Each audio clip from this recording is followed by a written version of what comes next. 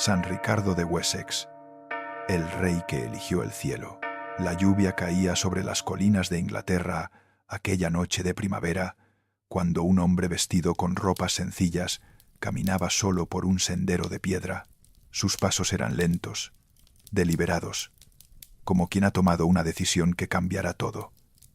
Detrás de él, a lo lejos, las antorchas del Palacio Real brillaban como estrellas caídas entre la niebla. Adelante, solo había oscuridad y el camino hacia Roma. Este hombre no era un peregrino cualquiera.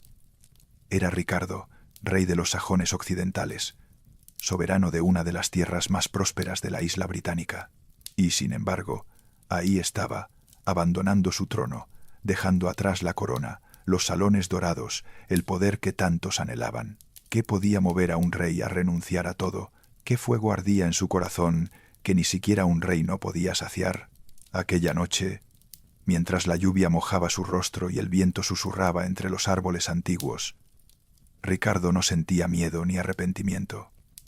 Sentía paz, una paz que había buscado durante años entre batallas y consejos de guerra, entre tratados y coronaciones, y que solo había encontrado cuando sus rodillas tocaban el suelo frío de la capilla, cuando sus labios pronunciaban oraciones en el silencio de la madrugada. Duerme profundo mientras te cuento esta historia, la historia de un hombre que tuvo todo lo que el mundo puede ofrecer y descubrió que nada de eso llenaba el vacío de su alma. La historia de un padre que amó a sus hijos con tal intensidad que su mayor regalo fue enseñarles a amar algo más grande que ellos mismos. La historia de San Ricardo, rey de Wessex, cuya vida es un susurro suave que atraviesa los siglos, para recordarnos que la verdadera grandeza no está en los tronos, sino en los corazones entregados. Para comprender a Ricardo, debemos viajar primero a la Inglaterra del siglo VII, una tierra muy diferente a la que conocemos hoy. Imagina una isla dividida en múltiples reinos, cada uno gobernado por señores guerreros que luchaban constantemente por expandir sus territorios. Los sajones, los anglos, los jutos, todos habían llegado del continente generaciones atrás, trayendo consigo sus costumbres, sus dioses antiguos y su sed de conquista. Era una época de transición, de tensión entre el viejo mundo pagano y la nueva fe cristiana que llegaba desde Roma. Los misioneros caminaban por senderos peligrosos, llevando el evangelio a pueblos que aún adoraban a Woden y Thor. Algunos reyes abrazaban el cristianismo por convicción, otros por conveniencia política, y muchos vacilaban entre ambos mundos, sin saber cuál les traería mayor fortuna. Wessex, el reino de los sajones occidentales, se extendía por el sur de Inglaterra, una tierra de colinas verdes, bosques espesos y ríos serpenteantes. Su gente era orgullosa, trabajadora, acostumbrada tanto al arado como a la espada. Los nobles vivían en salones de madera, donde el fuego crepitaba durante las largas noches de invierno, mientras los bardos cantaban las hazañas de los antepasados y el hidromiel corría generoso entre los guerreros. En este mundo nació Ricardo, probablemente alrededor del año 670, aunque las crónicas antiguas no nos dan una fecha exacta. Lo que sí sabemos es que vino al mundo en el seno de una familia noble, conectada con la casa real de Wessex por lazos de sangre y lealtad desde sus primeros días. Ricardo respiró el aire de la corte, escuchó los consejos de los sabios y aprendió las artes que todo joven noble debía dominar. Su infancia transcurrió entre las lecciones de los monjes, que le enseñaron a leer los textos sagrados en latín, y el entrenamiento de los guerreros, que forjaron su cuerpo para la batalla. Pero había algo diferente en este niño, algo que sus tutores notaban cuando lo encontraban absorto en oración mientras los otros jóvenes practicaban con sus espadas o cuando lo veían compartir su comida con los sirvientes más pobres del palacio. Ricardo creció con una sensibilidad especial hacia el sufrimiento ajeno. Cuando veía a un mendigo en las puertas del castillo, no apartaba la mirada como hacían muchos nobles. Se detenía, escuchaba su historia y, si podía, aliviaba su necesidad. Los ancianos del reino recordaban después cómo este joven príncipe visitaba a los enfermos sin temor al contagio, cómo consolaba a las viudas de los guerreros caídos, cómo trataba a cada persona con una dignidad que sorprendía en alguien de su posición. Pero no pienses que Ricardo era un joven débil o soñador, alejado de las realidades de su tiempo. Sabía empuñar la espada con destreza, montar a caballo como el mejor de los jinetes, y cuando las circunstancias lo requerían, podía liderar a sus hombres en batalla con valor y determinación. Era un hombre completo, equilibrado, capaz de moverse con igual soltura en el campo de batalla que en la capilla del monasterio. Cuando llegó el momento de contraer matrimonio, Ricardo desposó a una mujer llamada Guna, de quien las crónicas hablan con reverencia, aunque con pocos detalles. Sabemos que era de noble cuna, probablemente de una familia cristiana devota, y que compartía con su esposo esa inclinación hacia la vida espiritual que marcaba todo lo que Ricardo hacía. Juntos formaron un hogar donde la fe no era una obligación formal, sino el centro mismo de la vida cotidiana. Duerme profundo mientras te cuento cómo en aquella casa el amor entre esposos se entrelazaba con el amor a Dios de manera tan natural como el agua fluye hacia el mar. Ricardo y Guna oraban juntos al amanecer, bendecían los alimentos antes de cada comida, y por las noches, antes de dormir, leían pasajes de las Escrituras a la luz temblorosa de las velas. No era una religiosidad ostentosa ni rígida, sino una devoción sencilla que impregnaba cada momento, cada decisión, cada palabra. De esta unión nacieron 3 hijos que estaban destinados a dejar una huella profunda en la historia de la Iglesia. El primero fue Wilibaldo, luego vino Winibaldo, y finalmente una niña a quien llamaron Walburga, 3 nombres que comenzaban con la misma letra, como si los padres quisieran marcar desde el principio la unidad que siempre debía existir entre ellos, el vínculo inquebrantable que ni la distancia ni el tiempo podrían romper. Ricardo observaba a sus hijos crecer con una mezcla de alegría y responsabilidad que todo padre conoce. Pero en su caso, había algo más, una intuición profunda de que estos niños no le pertenecían realmente, que eran préstamos del cielo que él debía cuidar y preparar para un propósito mayor. Por eso les enseñó desde pequeños no solo las artes de la nobleza, sino sobre todo las virtudes del corazón, la humildad, la compasión, la búsqueda incansable de la verdad. Los primeros años de la familia transcurrieron en la relativa paz de Wessex. Ricardo ascendió en la jerarquía del reino hasta ocupar el trono mismo, convirtiéndose en rey de aquellas tierras verdes que tanto amaba. Como soberano, demostró las mismas cualidades que habían marcado su juventud. Gobernaba con justicia, escuchaba las quejas de su pueblo, protegía a los débiles de los abusos de los poderosos. Bajo su reinado, las iglesias y monasterios florecieron. Ricardo invitaba a monjes y misioneros a establecerse en su reino, les concedía tierras y protección, y él mismo visitaba frecuentemente las comunidades religiosas para orar con los hermanos y aprender de su sabiduría. Los campesinos lo amaban porque reducía sus cargas cuando las cosechas eran malas. Los nobles lo respetaban porque administraba justicia sin favoritismos, y los clérigos lo veneraban porque veían en él a un rey verdaderamente cristiano. Pero incluso en medio de esta prosperidad, el corazón de Ricardo sentía una inquietud que no podía explicar con palabras. Era como una sed que el agua no podía saciar, un hambre que ningún banquete satisfacía. Tenía todo lo que un hombre de su época podía desear: un reino próspero, una esposa amada, hijos prometedores, salud y riquezas. Y sin embargo, algo faltaba. Algo lo llamaba desde lejos, desde más allá de los mares, desde la ciudad eterna donde Pedro había derramado su sangre: Roma. El nombre resonaba en su mente durante las noches de insomnio, cuando el palacio dormía y solo él permanecía despierto, mirando las estrellas a través de la ventana. Roma, la ciudad de los apóstoles, el corazón de la cristiandad, el lugar donde tantos peregrinos habían encontrado la paz que buscaban. ¿Sería posible? ¿Podría un rey abandonar su trono para emprender semejante viaje? La idea parecía descabellada, incluso irresponsable. Un rey tenía deberes hacia su pueblo, obligaciones que no podía simplemente dejar de lado, pero Ricardo conocía las historias de otros nobles que habían hecho esa peregrinación y sabía que el llamado que sentía no era un capricho pasajero, sino la voz de Dios mismo invitándolo a algo nuevo, algo que transformaría no solo su vida, sino la de toda su familia. Una, su esposa, fue la primera en conocer estos pensamientos secretos. Una noche, mientras permanecían juntos en la quietud de sus aposentos, Ricardo le confió todo lo que llevaba dentro: la inquietud, el anhelo, el deseo irresistible de caminar hasta Roma y postrarse ante la tumba de los apóstoles.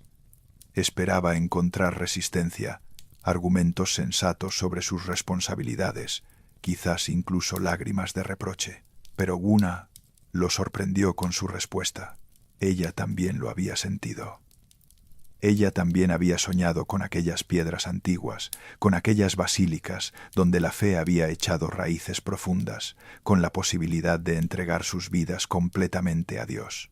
No sabía cómo ni cuándo, pero sabía que ese camino los esperaba, que estaba escrito en algún lugar del cielo antes de que ellos nacieran. Los preparativos para el viaje tomaron tiempo. Ricardo debía asegurar la estabilidad del reino, designar regentes confiables, resolver disputas pendientes, garantizar que su ausencia no trajera caos a su pueblo. También debía preparar a sus hijos para la travesía, porque había decidido que no irían solos. Wilibaldo y Winibaldo, ya jóvenes, los acompañarían en esta aventura espiritual. Solo Walburga, aún demasiado pequeña, permanecería en Inglaterra al cuidado de los monjes. Duerme profundo mientras imaginas los últimos días de Ricardo en su palacio. Lo veo caminando por los corredores que conocía desde la infancia, tocando las piedras de los muros como quien se despide de un viejo amigo. Lo veo sentado en el trono por última vez, mirando el salón vacío, recordando las celebraciones y los consejos, las victorias y las tristezas que aquellas paredes habían presenciado. Lo veo arrodillado en la capilla, agradeciendo a Dios por todo lo recibido y pidiendo fortaleza para lo que venía. El día de la partida llegó con un amanecer dorado que parecía bendecir la empresa. Ricardo, Guna, Wilibaldo y Winibaldo se pusieron en camino, acompañados por un pequeño séquito de sirvientes fieles.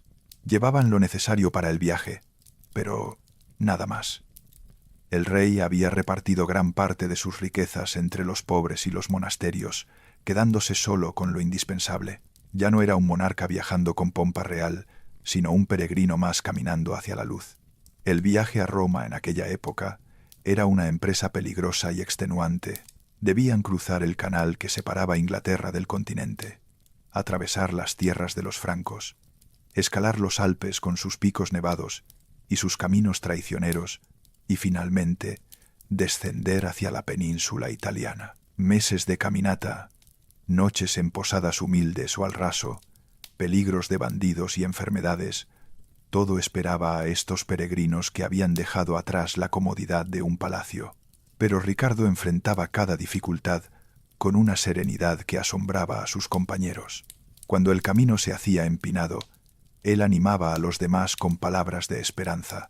Cuando el hambre apretaba, compartía su último pedazo de pan con quien tuviera más necesidad. Cuando el cansancio amenazaba con vencer a su familia, encontraba fuerzas para seguir adelante y transmitir esa energía a los suyos. Era como si el viaje mismo lo estuviera transformando, despojándolo de todo lo accesorio para revelar la esencia de su ser. Una caminaba a su lado, tan firme y decidida como él. Los años de matrimonio habían forjado entre ellos una comunión tan profunda que a veces no necesitaban palabras para entenderse.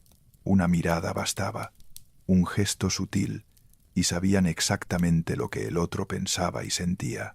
Ella era su compañera en todo, no solo en el viaje físico, sino en esa peregrinación interior hacia la santidad que ambos habían emprendido. Los jóvenes Wilibaldo y Winibaldo absorbían cada experiencia como esponjas sedientas de agua. Para ellos, el viaje era una escuela incomparable. Aprendían idiomas nuevos al tratar con gentes de diferentes tierras. Conocían costumbres extrañas que ampliaban su comprensión del mundo. Visitaban santuarios donde la fe de los creyentes los conmovía hasta las lágrimas.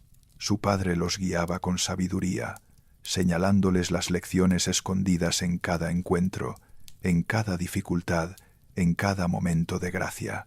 Atravesaron las tierras de los francos, donde el cristianismo había echado raíces profundas gracias a la conversión de Clodoveo y sus sucesores. Visitaron monasterios famosos, oraron en iglesias antiguas, conversaron con hombres santos que les transmitieron enseñanzas preciosas. Ricardo escuchaba con atención, hacía preguntas, comparaba lo que veía con lo que conocía de su tierra natal. Su mente se expandía con cada legua recorrida, pero su corazón se enfocaba cada vez más en un único objetivo: llegar a Roma, ver la ciudad eterna, morir en paz, si ese era el designio de Dios. Los Alpes se alzaron ante ellos como gigantes de piedra y hielo. El cruce de las montañas era la parte más temida del viaje, pues muchos peregrinos habían perecido en aquellas alturas, vencidos por el frío, las avalanchas o los precipicios. Ricardo reunió a su familia antes de comenzar el ascenso y les habló con gravedad, pero sin temor. Les recordó que estaban en manos de Dios, que cada paso que daban era un acto de fe, que si morían en el camino, morirían como peregrinos, con la mirada puesta en el cielo. El ascenso fue brutal. El viento helado cortaba la piel, la nieve dificultaba cada paso, el aire enrarecido hacía que los pulmones ardieran. Pero siguieron adelante, un paso tras otro, orando en silencio, sosteniéndose mutuamente cuando alguno flaqueaba. Ricardo iba adelante, abriendo camino, y de vez en cuando se volvía para asegurarse de que todos seguían bien. Su rostro estaba demacrado por el esfuerzo, pero sus ojos brillaban con una luz que el frío no podía extinguir. Cuando finalmente alcanzaron la cumbre y comenzaron el descenso hacia Italia, un sentimiento de triunfo los embargó. Habían vencido a la montaña, o mejor dicho, Dios los había llevado a través de ella. Las tierras italianas se extendían abajo como una promesa, verdes y doradas bajo el sol de la tarde. Roma estaba cerca, tan cerca que casi podían sentir su presencia sagrada llamándolos. Duerme profundo mientras te cuento cómo entraron en Italia, esa tierra bendecida donde tantos santos habían caminado antes que ellos. Cada pueblo que atravesaban tenía su iglesia, su santo patrono, su historia de fe. Ricardo se detenía en todas partes, preguntaba por las reliquias locales, visitaba los lugares de devoción, hablaba con los sacerdotes y los fieles. No tenía prisa por llegar a Roma. El viaje mismo era parte de la peregrinación, cada momento una oportunidad de encuentro con Dios. Pero el cuerpo humano tiene sus límites, y el de Ricardo comenzaba a mostrar señales de agotamiento. Los meses de viaje, las privaciones, el esfuerzo sobrehumano del cruce de los Alpes, todo cobraba su precio. Empezó a sentir una debilidad que no había conocido antes, una fatiga que el descanso no lograba disipar. No dijo nada a su familia para no preocuparlos, pero Guna lo conocía demasiado bien y notó el cambio en su semblante. Llegaron a la ciudad de Lucca, en la Toscana, una urbe próspera y hermosa rodeada de murallas antiguas. La intención era descansar unos días y luego continuar hacia Roma, ya tan cercana que casi podían tocarla. Pero Dios tenía otros planes. La enfermedad que Ricardo había intentado ignorar se manifestó con toda su fuerza, postrándolo en cama, consumiendo sus fuerzas con rapidez alarmante. Los médicos de Lucca hicieron todo lo posible, pero pronto quedó claro que la ciencia humana no podía hacer nada. Ricardo estaba muriendo, y él lo sabía, pero en lugar de desesperación, una paz profunda se apoderó de su espíritu. Había llegado tan cerca de Roma, tan cerca de su meta, y sin embargo sentía que había completado su peregrinación, no porque hubiera alcanzado la ciudad física, sino porque había alcanzado algo mucho más importante, la total entrega de sí mismo a la voluntad de Dios. Los últimos días de Ricardo, en Lucca, fueron de una belleza conmovedora. Rodeado de su esposa e hijos, pasaba las horas orando, conversando, transmitiendo sus últimas enseñanzas. Habló con Wilibaldo y Winibaldo sobre el camino que debían seguir, sobre la importancia de completar la peregrinación a Roma en su nombre, sobre la misión que él intuía que Dios tenía reservada para ellos. Les pidió que cuidaran de su hermana Walburga, que permaneciera en Inglaterra y que nunca olvidaran las lecciones que habían aprendido juntos. A una le dijo palabras que sólo ella escuchó, secretos de amor y gratitud que habían tejido a lo largo de tantos años de matrimonio. Le agradeció por haber sido su compañera fiel, por haber compartido su sueño de peregrinar, por haber criado a sus hijos en la fe. Le pidió que no llorara demasiado, que recordara que la separación era temporal, que pronto se reencontrarían en la patria verdadera, donde ya no habría despedidas. El sacerdote de la iglesia de San Frediano acudió para administrar los últimos sacramentos. Ricardo los recibió con devoción profunda, confesando sus pecados con humildad, recibiendo la comunión como viático para el último viaje, siendo ungido con los santos óleos que fortalecían su alma para el encuentro con Dios. Todo lo hizo con la dignidad de un rey, pero también con la sencillez de un niño que confía plenamente en su padre. Y entonces, en una mañana luminosa del año 720, mientras las campanas de Lucca llamaban a los fieles a la oración, Ricardo de Wessex cerró los ojos por última vez en esta tierra. Su rostro, que había estado demacrado por la enfermedad, adquirió una expresión de serenidad indescriptible. Los que estaban presentes dijeron después que parecía estar viendo algo hermoso, algo que los demás no podían percibir, como si las puertas del cielo se hubieran abierto para recibirlo. Duerme profundo mientras te cuento lo que sucedió después de la muerte de Ricardo. Su cuerpo fue enterrado con honores en la iglesia de San Frediano, donde había recibido los últimos sacramentos. Los habitantes de Lucca, conmovidos por la historia de este rey peregrino que había muerto en su ciudad, acogieron su tumba con veneración. Pronto comenzaron a circular relatos de gracias y favores obtenidos por su intercesión, señales de que Ricardo seguía cuidando de quienes acudían a él. Una permaneció algún tiempo en Lucca, velando la tumba de su esposo y orando por el descanso de su alma. Pero eventualmente tuvo que tomar una decisión sobre su propio futuro. Algunos dicen que continuó hacia Roma para completar la peregrinación que habían soñado juntos. Otros afirman que regresó a Inglaterra para reunirse con su hija Walburga. Las crónicas no son claras sobre su destino final, pero todas coinciden en que vivió el resto de sus días entregada a la oración y las obras de caridad, fiel hasta el final al espíritu de su santo esposo. Wilibaldo y Winibaldo sí completaron la peregrinación a Roma, honrando así el deseo de su padre, pero no se detuvieron ahí.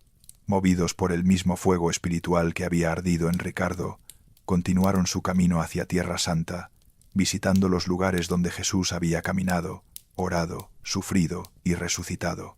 Fue un viaje extraordinario que pocos peregrinos de su época se atrevían a emprender, pero ellos lo hicieron con el valor que habían heredado de sus padres. Años después, los hermanos regresaron a Europa con sus almas transformadas por todo lo que habían visto y vivido. Pero en lugar de volver a Inglaterra, sintieron el llamado de dedicar sus vidas a la evangelización de las tierras germánicas, donde muchos pueblos aún no conocían el Evangelio. Se unieron a la gran obra misionera de San Bonifacio, el apóstol de Alemania, y trabajaron incansablemente para llevar la luz de Cristo a regiones sumidas en la oscuridad del paganismo. Wilibaldo se convirtió en obispo de Eichstätt, una diócesis que él mismo ayudó a fundar y que gobernó con sabiduría durante décadas.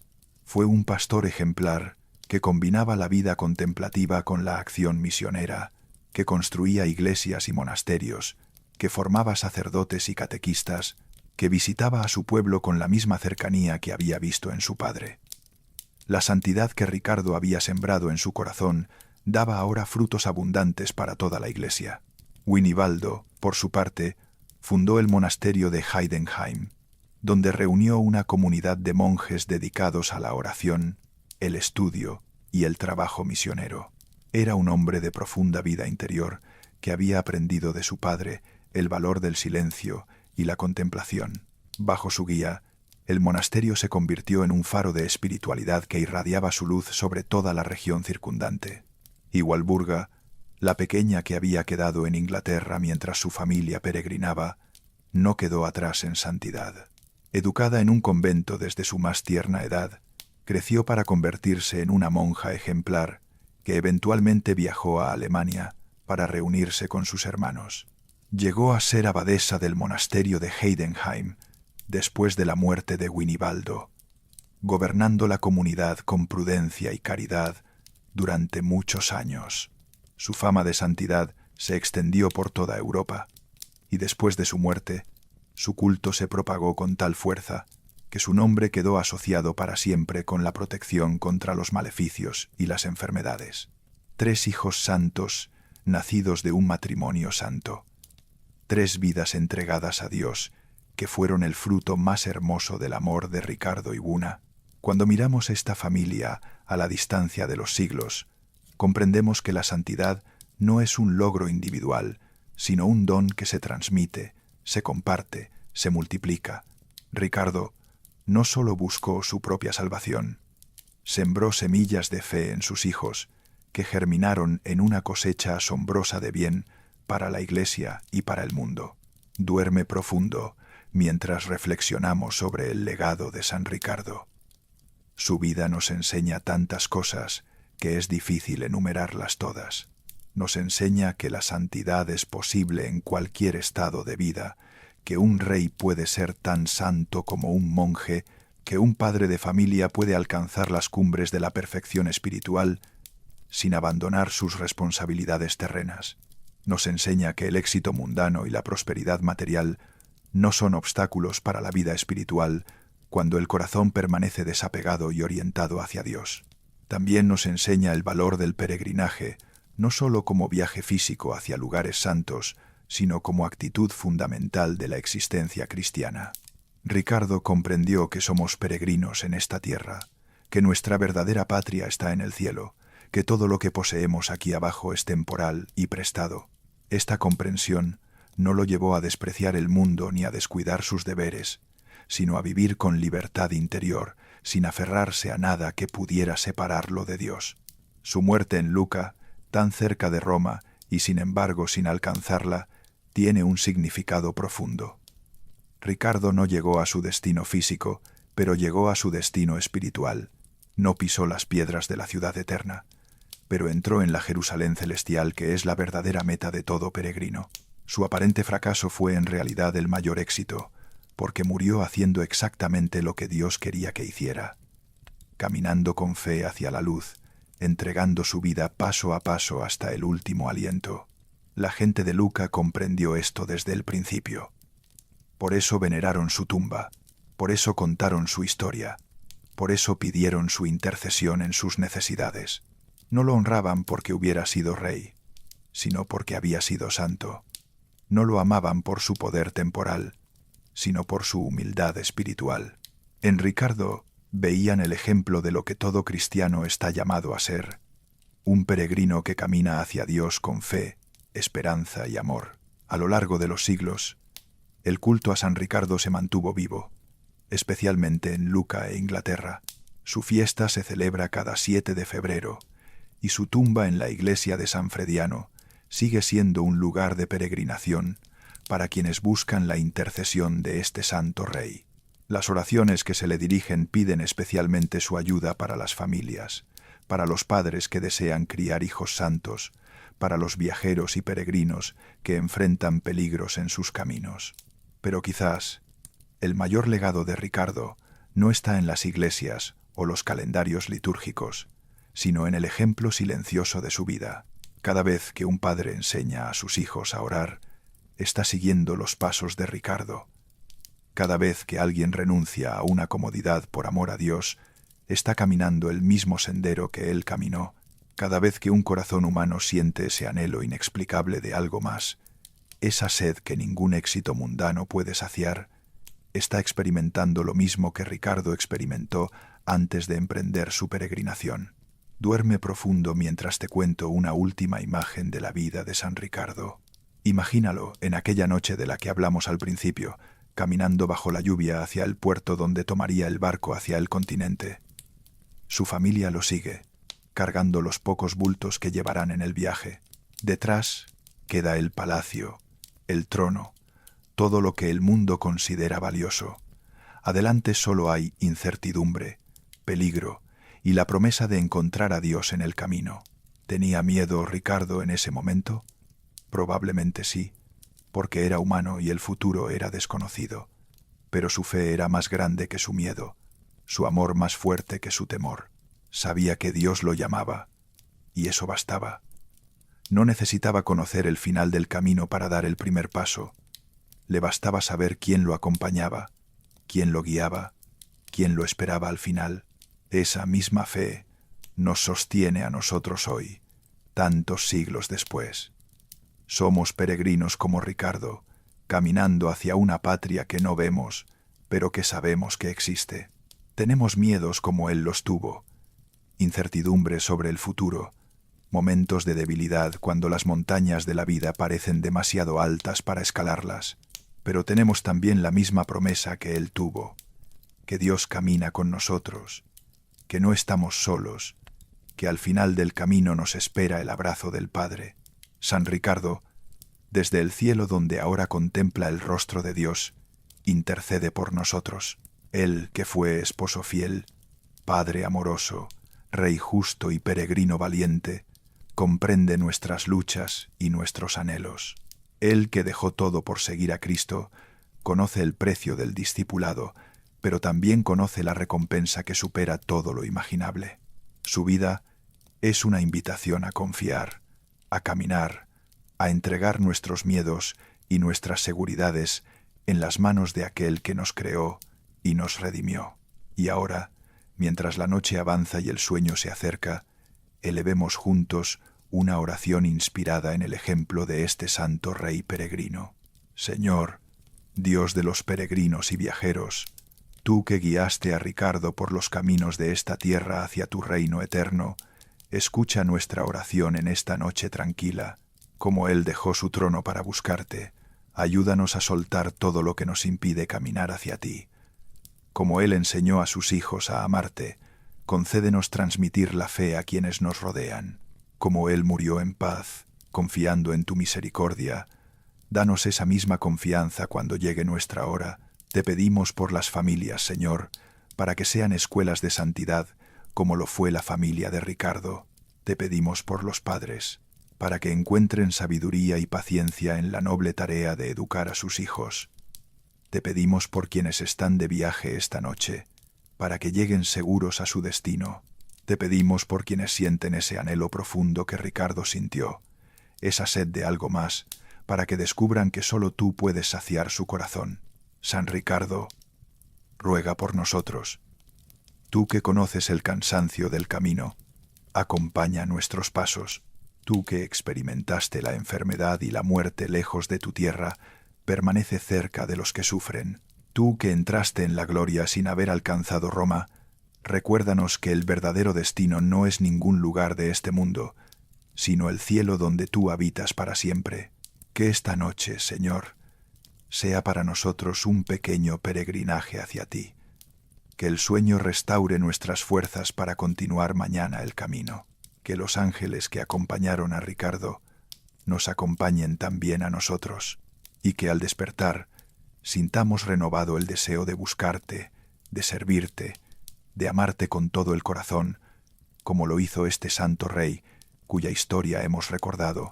Te lo pedimos por Jesucristo nuestro Señor, que vive y reina contigo en la unidad del Espíritu Santo, Dios por los siglos de los siglos. Amén. Duerme profundo ahora. Deja que la paz de esta historia te envuelva como un manto suave. Ricardo encontró su descanso después de una larga peregrinación. Tú encontrarás el tuyo esta noche, para despertar mañana con fuerzas renovadas para tu propio camino. No hay prisa, no hay preocupación que no pueda esperar hasta el amanecer. Por ahora, solo descansa, solo duerme, solo confía. Las campanas de Luca que sonaron hace más de 1000 años cuando Ricardo partió hacia el cielo, suenan ahora para ti, invitándote a la paz, al silencio, al encuentro con Dios en lo profundo de tu alma. El mismo Padre que recibió a Ricardo te cuida a ti esta noche. El mismo amor que sostuvo a aquel peregrino te sostiene a ti.